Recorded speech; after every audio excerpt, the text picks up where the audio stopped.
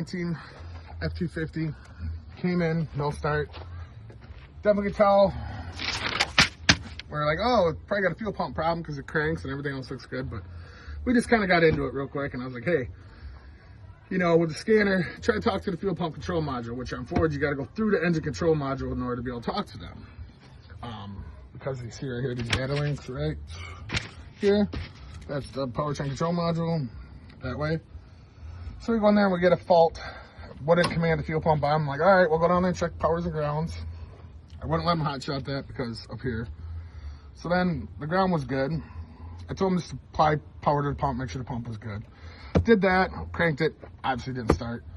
It's because on these, the built-in fuel pump control module relay, built-in fuel pump relay, whatever they want to call it, it's built into the fuse box.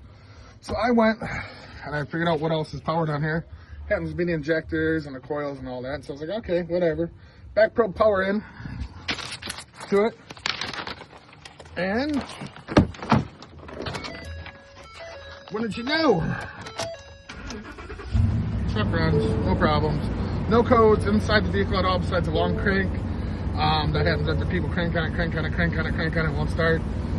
We'll see what the exact problem is. We're gonna go ahead and get permission to put a box in it, pull it up, just double check everything behind it, all the wiring, make sure it holds out right. We'll go out of this circuit, but pretty much there's the issue. We caught 6.6 volts on that main color wire.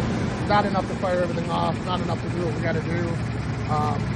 We did it with a Power Pro first, or Snap-on one, so we were able to put like a 20 amp circuit on it, didn't go to fuse.